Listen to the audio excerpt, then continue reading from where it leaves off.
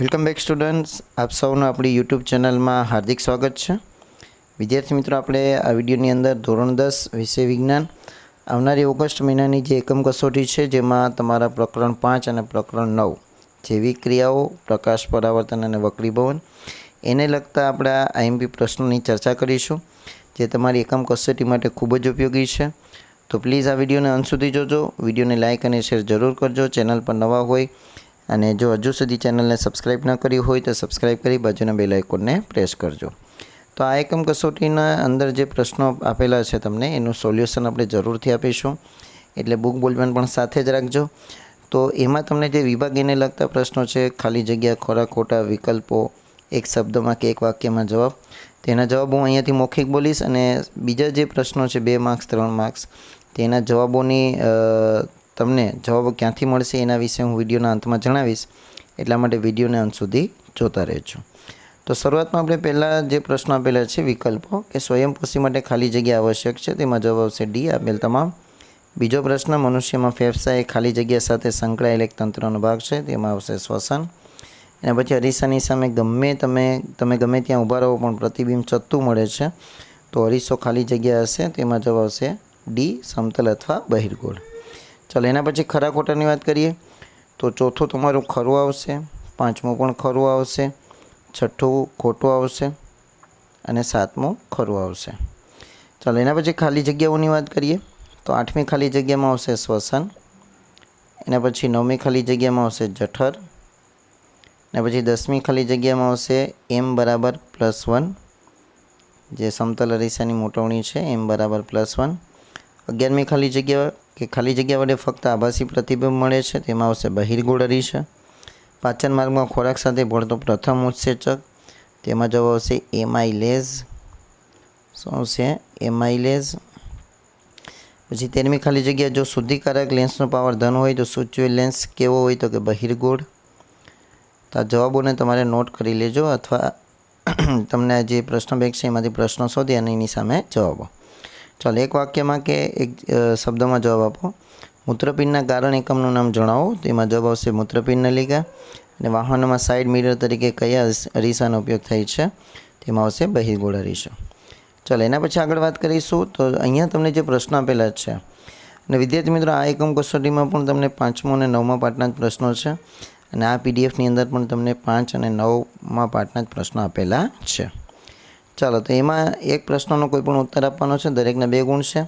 તો આના જવાબો તમને ક્યાંથી મળશે એ હું લાસ્ટમાં વિડીયોના અંતમાં જણાવીશ, એટલે ત્યાં સુધી બન્યા રહેજો આપણા વિડીયોમાં।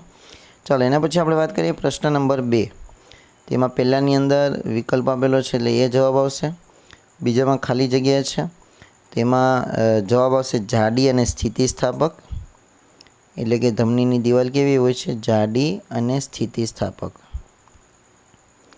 ચાલો, એના પછી આગળ વાત કરીએ એક વાક્યમાં કે એક શબ્દમાં જવાબ, તો માનવના ગળામાં ગ્રીવા કે કંઠાળીના પ્રદેશમાં કાસ્થિમય વલયની રચના શા માટે હોય છે? તેમાં જવાબ આવશે કે હવાના પસાર થવાનો માર્ગ રૂંધાઈ જતો નથી। ચોથું છે કે રુધિરમાં કાર્બન ડાયોક્સાઇડનું વહન કેવી રીતે થાય છે? તો કે રુધિરમાં દ્રાવ્ય અવસ્થામાં થાય છે। અને પાંચમું છે કે -20D પાવર ધરાવતા લેન્સની કેન્દ્ર લંબાઈ શોધો, તેમાં તમારે એક દાખલો ગણવાનો આવશે। જો સૂત્ર કંઈક આ છે, P બરાબર 1/f, તો તમને પાવર આપેલો છે, કેન્દ્ર લંબાઈ શોધવાની છે, તો આ એફને તમારે અહીંયા લઈ આવવાના, પીને અહીંયા જવા દેવાના, પછી તમારે સાદુરૂપ આપી દેવાનું। ચાલો, એના પછીના પ્રશ્નો છે 2 ગુણના, તો એના જવાબો પણ તમને આગળ જણાવીશ ક્યાંથી મળશે। એના પછી વાત કરીએ પ્રશ્ન નંબર 3, તો એમાં તમને પહેલાં ખાલી જગ્યા અને પણ આપેલા છે, તો એના જવાબ આપણે ચર્ચા કરીએ। એમાં પહેલો પ્રશ્ન છે, તો એમાં જવાબ આવશે બી। એના પછી બીજાની અંદર જવાબ આવશે એમાં પણ બી। એના પછી ત્રીજાની અંદર તમારો જવાબ આવશે સી। ત્રીજાની અંદર શું જવાબ આવશે? સી। એના પછી ચોથા પ્રશ્નની અંદર જવાબ પણ આવશે સી, અભિશોષણ। પાંચમાની અંદર તમારો જવાબ આવશે બી। ચલો, આ વિકલ્પો પૂર્ણ થયા। એના પછી આગળ વાત કરીએ ખરા ખોટા, તો છઠ્ઠું સાચું છે તમારું, એના પછી 7મું પણ સાચું, 8મું ખોટું અને 9મું પણ ખોટું વિધાન છે। ચાલો, એના પછી ખાલી જગ્યાઓ છે, તો ખાલી જગ્યામાં પહેલામાં આવશે પ્રકાશ સંશ્લેષણ, 10મી ખાલી જગ્યામાં। 11મી ખાલી જગ્યામાં આવશે વાલ્વ, 12મી ખાલી જગ્યામાં સ્ટાર્ચ અને 13મી ખાલી જગ્યાની અંદર આવશે CO2. ચાલો એના પછી એક વાક્યમાં કે એક શબ્દમાં જવાબ, તેમાં 14મું છે. તો 14માં તમારો જવાબ આવશે અજારક શ્વસન. કેવું શ્વસન? અજારક શ્વસન. પછી મનુષ્યમાં સરેરાશ શ્વાસ દર પ્રતિ મિનિટ કેટલો હોય છે? તો કે 12 થી 16. ચાલો એના પછી અંતર્ગોળ અરીસાની કેન્દ્ર લંબાઈ શું હોય છે? તો કે ઋણ. કેવી હોય છે? ઋણ. અને પ્રકાશની મદદથી કેવી રીતે વસ્તુ દેખાય છે? તો કે પરાવર્તિત પ્રકાશ જ્યારે આપણી આંખો દ્વારા ગ્રહણ થાય છે ત્યારે વસ્તુ દેખાય છે. ફરીવાર બોલું છું, પરાવર્તિત પ્રકાશ જ્યારે આપણી આંખો દ્વારા ગ્રહણ થાય છે ત્યારે વસ્તુ દેખાય છે. ચાલો આગળ વાત કરીએ આપણે. તો આગળ હવે તમને આપેલું છે કોઈ પણ 2 પ્રશ્નોના ઉત્તર આપો. દરેકના 2 ગુણ છે. તો આના જવાબો પણ આપણે તમને લાસ્ટમાં ચર્ચા કરીશું કે આના જવાબો તમને ક્યાંથી મળશે. એના પછી 3 માર્ક્સના પ્રશ્નો છે. મનુષ્યના હૃદયની નામ નિર્દેશિત આકૃતિ દોરો, હૃદયનું કાર્ય સમજાવો, અમીબામાં પોષણ આકૃતિ સહિત સમજાવો. બરાબર. તો આ બધા પ્રશ્નોનો જવાબ તમે જાતે મેળવવાનો પ્રયત્ન કરજો. હવે વાત કરીએ પ્રશ્ન નંબર 4. તો જેમાં તમને શરૂઆતમાં ખરા ખોટા આપેલા છે. તો પહેલું સાચું આવશે, બીજું ખોટું આવશે, ત્રીજું સાચું આવશે, ચોથું ખોટું થશે, ખોટું વિધાન, 5મું સાચું અને 6ઠું ખોટું. એના પછી આગળ વાત કરીએ તો 7મું તમારું સાચું અને 8મું ખોટું. તો આ વિધાનો છે, આપણે સમય નથી બગાડતા વાંચીને, ડાયરેક્ટ તમને કહી દઈએ છીએ. તો તમે વિધાનને વાંચી અને સમજવાનો પ્રયત્ન કરજો. ચાલો એના પછી એક વાક્યમાં કે એક શબ્દમાં જવાબ, તેમાં વાત કરીએ. 9મું છે કે મનુષ્યમાં ખોરાકના પાચનની શરૂઆત ક્યાંથી થાય છે? તેમાં જવાબ આવશે જઠરથી. ક્યાંથી થાય છે? જઠરથી.